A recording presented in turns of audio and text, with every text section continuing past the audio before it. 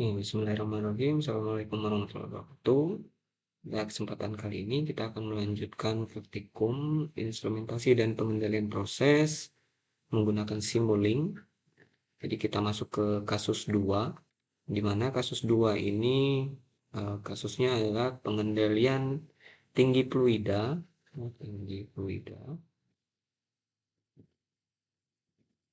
pada dua tangki yang tersambung secara seri. Pertama-tama kita harus memahami dulu proses flow diagramnya. Jadi ada dua tangki yang disusun seri di sini, di mana di antara tangki-tangki tersebut dipasang keran atau valve. Keran di sini disimbolkan dengan R, di mana R ini adalah resisten atau tahanan atau hambatan. Jadi keran 1 dinotasikan sebagai R1, keran 2 R2, keran 3 R3. Dan ketinggian fluida di dalam tangki ini dinotasikan dengan H1 untuk tangki 1 dan H2 untuk tangki yang kedua. Kemudian delta H di sini menggambarkan head pompa. Nah, head pompa ini nanti akan kita masukkan ke dalam fungsi step. Data-data yang diketahui di sini adalah nilai luas penampang dari tangki pertama dan tangki kedua, yaitu A1 dan A2, dan juga nilai R1, R2, dan R3. Jadi input datanya seperti ini. A1 itu 2 meter persegi, A2 itu 3 meter persegi. Ya. Ini menggambarkan luas penampang untuk tangki 1 dan tangki 2. Kemudian nilai hambatan atau resisten dari R1, R2, dan R3 itu sama, yaitu 40 meter per meter kubik second. Kondisi awal yang ingin kita gambarkan sebelum simulasinya dijalankan, yaitu pada tangki pertama ketinggian tangkinya sudah 1 meter, artinya sudah ada isinya 1 meter. Kemudian tangki yang kedua ini kosong atau 0 meter. Nah, di sini delta H atau head pompa ini akan kita definisikan sebagai step function. Nantinya untuk ketinggiannya akan kita variasikan dari 0 sampai 12. Jadi 12 meter itu adalah tinggi total dari fluida di dalam tangki 1 dan tangki 2. Di mana kita akan mengoptimasikan ketinggian pada tangki pertama dan tangki kedua ini sama, yaitu masing-masing 6 meter nantinya. Jadi 6 meter ditambah 6 meter menjadi 12 meter. Kemudian kita harus mendefinisikan dulu, mengubah proses flow diagram ini menjadi samaan matematis. Jadi samaan matematisnya ini diturunkan dari neraca massa, ya, di mana nilai akumulasi volumetric flow rate-nya atau laju alir volumetriknya sama dengan laju alir volumetrik yang masuk ke dalam tangki dikurang dengan yang keluar. Nah, jadi kalau kita lihat di sini, nilai dH1 per dt dikalikan dengan A1 ini sebenarnya adalah nilai dari dV1 per dt, yaitu perubahan volume fluida pada tangki terhadap waktu. Tetapi karena kita sudah mengetahui nilai A1, A1 ini tidak bisa lagi divariasikan karena nilainya konstan, itu tidak berubah. Jadi nilai luas penampangnya ini sudah diketahui, yaitu A1 2, A2 3 meter persegi. Ya, ini untuk persamaan 1. Persamaan 1, jadi A1 dikalikan delta DH1 per dt sama dengan delta H min H1 per R1 dikurang yang keluar H1 per R2. Ya, jadi satuannya sudah sama semua, yaitu meter kubik per second.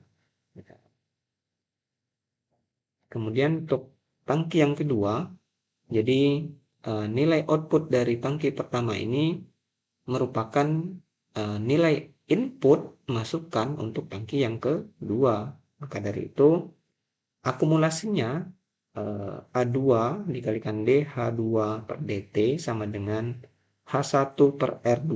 Ini kan dia output dari tangki yang pertama tadi ya, dikurangi dengan output dari tangki yang kedua, yaitu H2 per R3. Ya, satuannya juga sudah sama, yaitu meter kubik per second. Maka dari itu kita rubah menjadi persamaan diferensial, ya, di mana A1-nya yang mulanya dapat di ruas sebelah kiri itu kita pindahkan, atau masing-masing ruas itu dibagi dengan A1. Jadi A1 per A1 di ruas kiri menjadi 1, kemudian di ruas kanan persamaannya dibagi semua dengan 1. Begitu juga dengan persamaan yang kedua tadi. Ya, persamaan yang ini kita pindahkan A2-nya ke ruas kanan. Jadi ini persamaan yang akan kita masukkan, yang akan kita susun menggunakan Simulink. Oke, kira-kira akan seperti ini nanti. Mungkin kita mulai saja. Kita buka MATLAB. Kemudian kita masuk ke Simulink.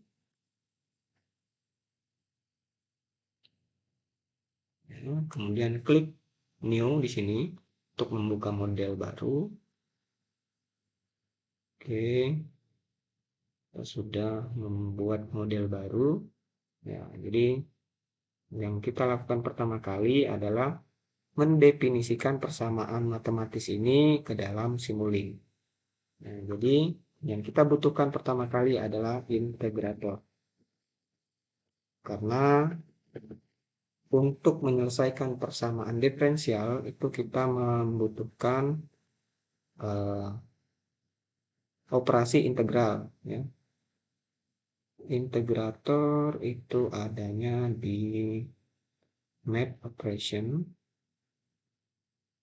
kemudian di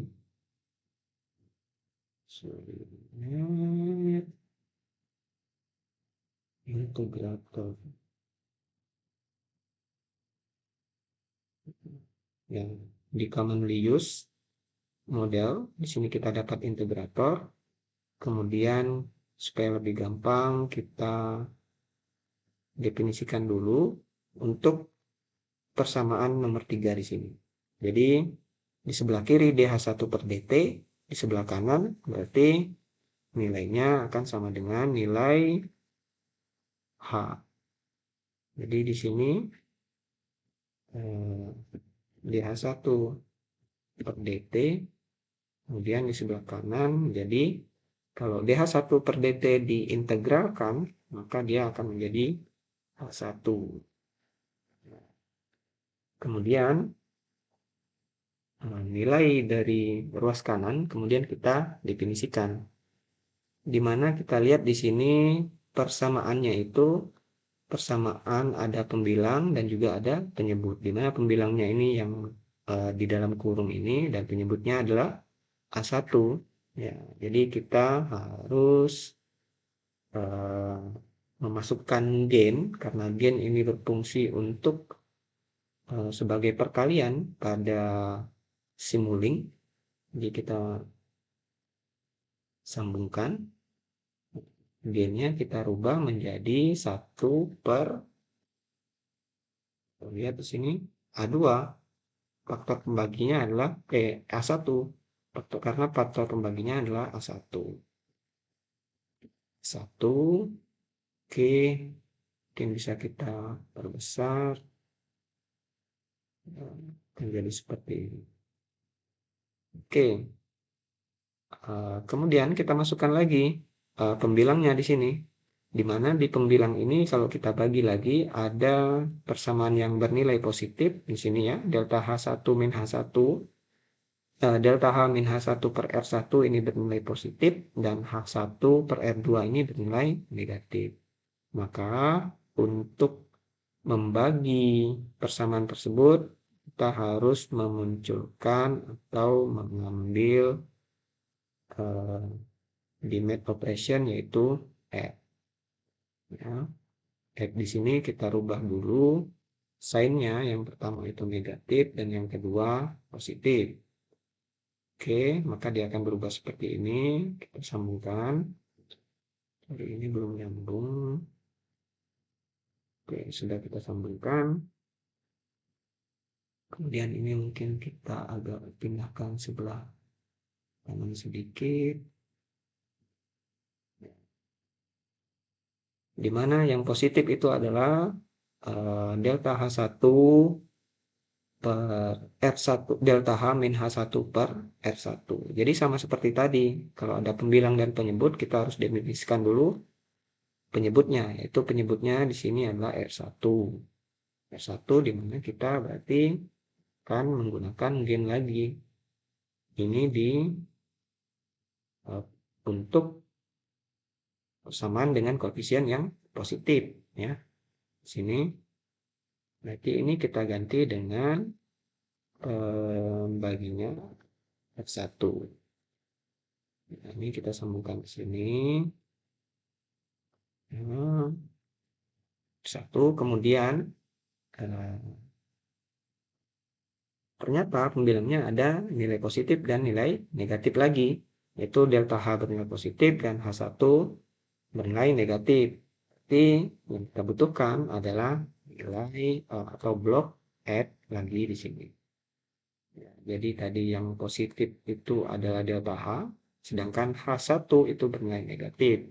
Di mana delta H-nya ini bisa kita definisikan menggunakan step function. Step function ini pada positif, step functionnya ini initial value-nya 0, final value-nya 12, sama seperti soal tadi. Oke, ini kita sambungkan. Persamaannya tadi adalah delta H min H1. Ya, jadi yang bernilai negatif ini adalah H1. Dari mana kita dapatkan H1?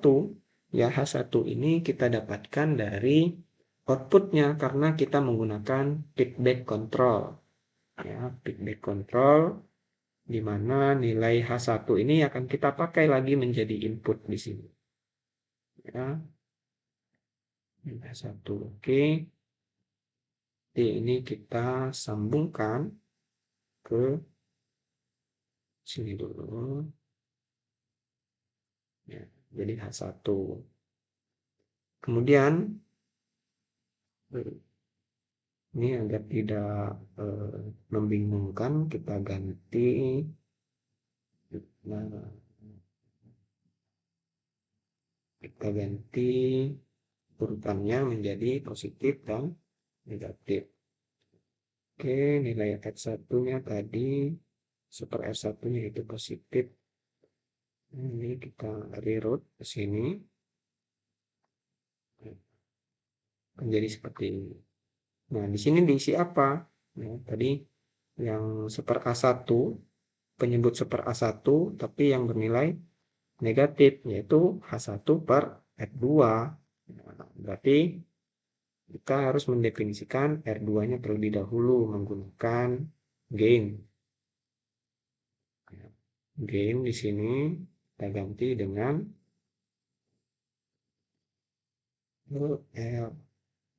R2. Nah, di sini R2. Jadi sini juga harus R2. Ya. Oke, karena kita akan mengkalikan H1 dengan R2. Jadilah nanti H1 per R2 kita pasangkan di nilai negatifnya. Di sini, di nilai negatifnya. Karena ini masih mengarah ke arah kanan ya, sebaiknya kita balikkan dulu dengan klik kanan, kemudian format dan flip block. Ya. Lalu kita sambungkan ke H1, artinya H1 dikalikan dengan seper R2 untuk mendapatkan nilai H1 per R2. Dan nilainya ini kita masukkan lagi ke sini. Maka persamaan untuk tangki yang pertama sudah selesai. Untuk menampilkan hasilnya, kita ke sink, pergi ke sink. biasa kita gunakan scope di sini. Scope-nya ini kita klik kanan, kemudian di block properties. Sorry, bukan di block properties. Di open block, oke. Kita sambungkan dulu. Akses propertiesnya tidak bisa kita ganti.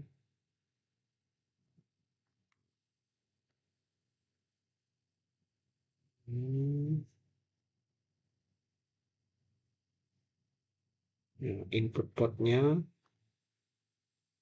ini kita coba cari untuk mungkin tidak bisa untuk MATLAB 2007. Kita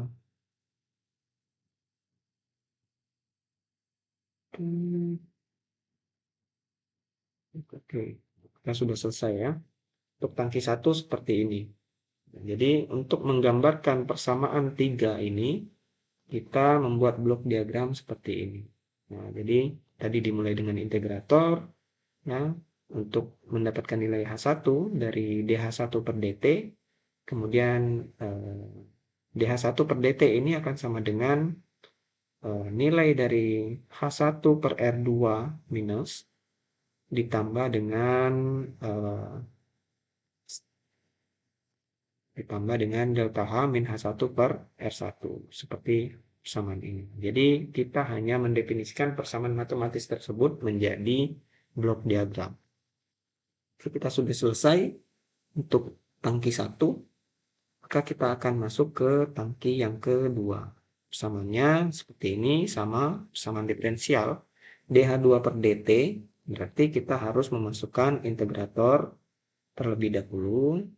Ada di commonly used block, itu dia di integrator.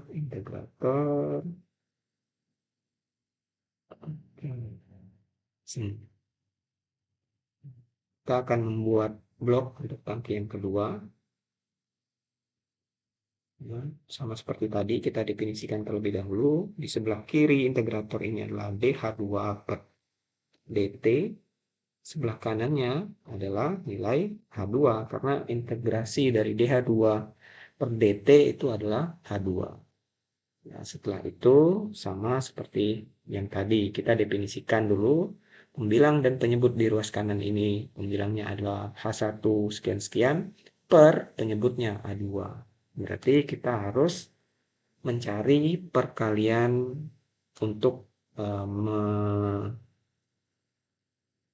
mendefinisikan H2 tersebut. Ya, sama seperti yang di atas, kita gunakan gain. Di sini gainnya akan kita ganti dengan 1 per A2. Oke, mungkin bisa kita perbesar. Ya, jadi 1 per A2. Kemudian kita definisikan pembilangnya. Ternyata di pembilangnya ini ada persamaan positif dan persamaan yang bernilai negatif. Berarti yang kita butuhkan adalah add ya. Add itu ada di math operation dan add. Jadi ada yang bernilai positif dan ada yang bernilai negatif. Yang positif tadi H1 per R2, yang negatif itu H2 per R3. Sorry. Dimana kita ketahui nilai H1 per R2 ini kita dapatkan dari output dari tangki pertama.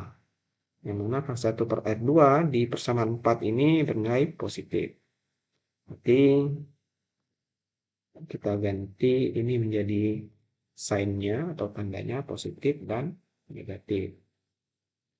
Kita ambil nilai H1 per R2 dari output tangki yang pertama tadi. Jadi dia selain outputnya ini signal dibagi ke tangki 1, juga dia dibagi ke tangki 2. Output dari tangki yang pertama. Kemudian untuk persamaan negatifnya yaitu H2 per 3. Dimana kalau ada pembilang dan penyebut, di sini kita harus mengalihkannya dengan gain. Ya, ini saja kita copy sini. Ini kita ganti dengan R3. Karena kita lihat di sini H2/R3.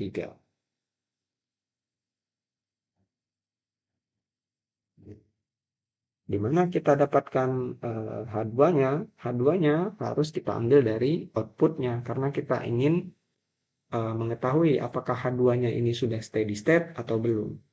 Jadi kita ambil H2-nya dari sini. Oke.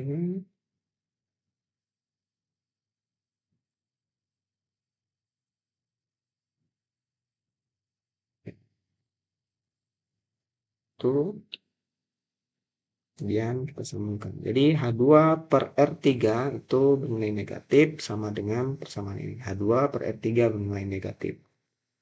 Maka sudah selesai untuk tangki yang kedua. Mungkin kita untuk menampilkannya kita tambahkan scope di sini. Kita sambungkan. Ini kita ganti namanya H2 dan scope yang pertama tadi H1. Oke, mungkin waktunya kita rubah menjadi 1000 dan juga ini kita simpan menjadi kasus 2. Save. Oke, coba kita buka dua scope yang kita buat tadi, H1 untuk tangki 1 dan H2 untuk tangki yang kedua. Lalu kita jalankan. Oke, ternyata kita belum mendefinisikan parameter-parameter yang kita masukkan tadi. Jadi Simulink ini tidak tahu A1 ini apa, R1 ini apa, R2 apa, A2 apa, R3 apa. Jadi caranya kita masukkan dulu, klik 2 kali. Kita masukkan nilai A1 tadi sama dengan berapa? A1 2, A2 3. A1 sama dengan 2, titik koma. A2 sama dengan 3, titik koma. Kemudian R1 sama dengan 40 ya. R1, R2, R3 itu 40. 40. R2 sama dengan R1. R3 sama dengan R1 juga.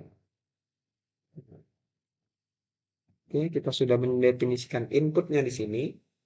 Karena input ini belum terdefinisi di workspace, maka kita harus mendefinisikannya terlebih dahulu dengan cara klik kanan, kemudian di annotation properties, dan checklist use display tag as click callback. Jadi kita checklist ini, kemudian apply. Kalau kita kembali ke workspace di MATLAB sini, kalau kita run persamaan ini, kita lihat kita sudah berhasil. Oke, A1 katanya, oke, A1 sudah. Oke. Oke, ternyata tadi belum muncul nilai 1 A2-nya di workspace-nya. Ini kita coba lagi. Kemudian katanya R1. R1 belum terdefinisi. Ini mungkin annotation properties-nya belum terdefinisi ya. Oke. Coba kita run. R1 itu 40, R2, R1, R3, R1.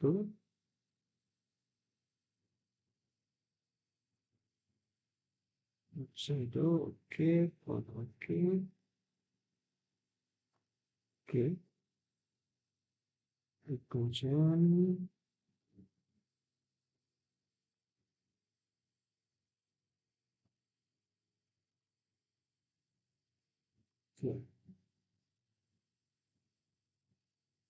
Supaya tidak definisi di sini. Oh, sorry.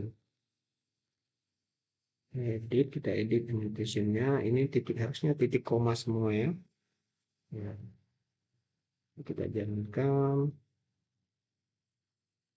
Yang annotation properties, kemudian kembali checklist, apply, sampai dia muncul di workspace. Semuanya muncul di workspace. Input yang kita butuhkan A1, A2, R1 sampai R3. Kemudian kita coba jalankan lagi. Ya, kita ingin melihat apakah sudah hasil. Ternyata sudah. Ya, jadi untuk tangki yang pertama, seperti yang kita definisikan tadi, tangki yang pertama itu dia mulainya, sorry, sepertinya ada yang kelupaan ya. Karena tangki yang pertama tadi mulainya tidak dari 0, tapi dari 1 meter ya. Berarti kita lupa tadi memasukkan nilai awal, initial condition, kondisi awal untuk tangki 1 di integrator. Ini kita 0 diganti 1, kemudian klik OK. Run ulang, OK. Jadi seperti ini ya. Tangki yang pertama, dia sudah, karena sudah ada isi 1 meter fluida di dalamnya, jadi dia akan mulai pada nilai ketinggian 1 meter di sini. Ya, kemudian kira-kira dia sudah mencapai steady state itu pada angka 6 meter, itu pada 200 detik. Kemudian untuk H2, karena dia mulainya dari 0 dan juga inputnya itu tergantung dengan output dari tangki pertama, dia baru steady state itu kira-kira 600 sampai 700 second. Ya, seperti ini. Jadi kita sudah mendapatkan data waktu untuk mencapai steady state dari masing-masing tangki. Kemudian yang kita inginkan adalah ini, coba kita zoom out dulu. Kita ingin menampilkan grafik ini atau membuat grafik ini pada MATLAB. Jadi kita harus mengekspor data dari Simulink menuju ke MATLAB. Jadi yang kita butuhkan di sini adalah, yang pertama adalah clock, di commonly use. Di sini sepertinya biasanya ada clock, tidak ada. Di source ya, ada clock di sini untuk memvariasikan waktunya. Kemudian kita membutuhkan MUX. Ini MUX. Itu MUX di sini adanya di commonly used block. MUX untuk mendapatkan, untuk menjadikan 2 atau 3 sinyal menjadi 1. Ini MUX-nya kita ganti dulu, inputnya menjadi 3. Ya, kemudian kita keluarkan hasilnya menggunakan out di sini ya. Jadi clock ini akan masuk ke input pertama dari MUX. Kemudian input yang kedua dari MUX adalah ketinggian pada tangki 1. Dan input terakhir adalah ketinggian di tangki yang kedua. Ini agak geser. Ya, seperti itu. MUX-nya ini kita sambungkan ke out. Kemudian kita setting configuration-nya di toolbar simulation, kemudian configure parameter. Ini kita ganti dengan data import export, formatnya array. Oke, sudah betul saya rasa. Coba kita run. Ya. Kita lihat di sini. Y out-nya itu adalah matriks 60 kali 3. Jadi ini kalau saya bersihkan menggunakan CLC, ya, kita bisa membuat grafik dari layout di sini. Nah, kalau kita klik 2 kali layout itu dia akan muncul seperti ini. Jadi di kolom pertama ini adalah nilai waktunya, kolom kedua nilai tinggi fluida pada tangki pertama, kolom ketiga adalah nilai tinggi fluida pada tangki kedua. Jadi kita bisa menggunakan plot untuk membuat grafik hubungan antara waktu dan tinggian fluida dari masing-masing tangki, yaitu dengan mengklik memasukkan kode plot, kemudian dalam kurung layout, kita akan menuliskan layout untuk kolom yang pertama, itu dengan cara titik 2,1 itu untuk memanggil nilai dari kolom pertama layout di sini. Kemudian koma untuk sumbu Y yang pertama itu adalah ini kita copy C untuk kolom kedua. Jadi Y out ya, bukan U. Ini X, Y out pada kolom pertama, Y-nya adalah Y out pada kolom kedua. Kemudian kita kasih warna dan juga bentuk garisnya. Saya akan mewarnainya dengan warna hijau, green. Bentuk garisnya adalah garis lurus, tidak putus-putus. Koma, kemudian ini kita copy lagi karena kita akan menggunakan hal yang sama. Layout untuk grafik yang kedua, layout pada kolom 1 dan layout pada kolom ketiga. Ya, kolom ketiga. Jadi tadi grafiknya untuk kolom 1 dan kedua. Kemudian grafik yang kedua ini adalah untuk kolom 1 dan kolom ketiga. Karena kolom 1 ini waktu, 2, 3 ini adalah kolom untuk nilai tinggi fluida pada H1 dan fluida pada H2. Oke, ini mungkin kita bedakan menjadi blue, warna biru, dan garis putus-putus. Oke, kalau kita enter, maka akan menjadi seperti ini. Grafik untuk H1 dan H2. Jadi, kita bisa membandingkan pada saat mana nilai steady state untuk proses yang kita simulasikan tadi. Kita juga bisa menambahkan legend di sini agar lebih mudah. Legend yang pertama itu adalah tinggi fluida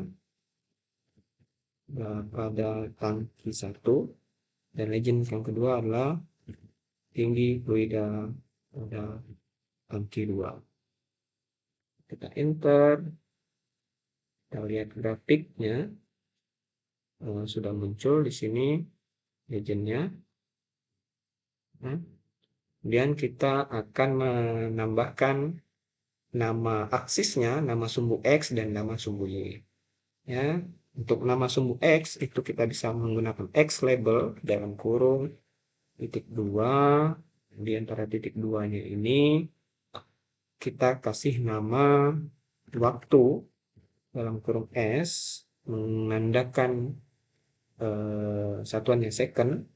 Kemudian label untuk sumbu Y yaitu adalah tinggian fluida. Satuannya adalah meter. Kita enter, coba kita lihat grafiknya. Oke, sudah kita dapatkan grafik seperti ini. Jadi output dari kasus 2 ini adalah yang pertama grafik perbandingan antara ketinggian fluida pada tangki 1 warna hijau ini dan ketinggian pada fluida untuk tangki 2, dan juga output yang lain adalah blocks diagram yang dibuat tadi dan juga parameter-parameter di dalamnya untuk masing-masing blocks ini. Ya, mungkin itu untuk output dari kasus 2. Silahkan dicoba dan dikerjakan di laptop masing-masing. Ya, jika ada pertanyaan silahkan ditanyakan. Mungkin itu untuk kasus 2. Kita ketemu kembali untuk kasus 3 pada video atau pertemuan selanjutnya. Saya akhiri, terima kasih. Assalamualaikum warahmatullahi wabarakatuh.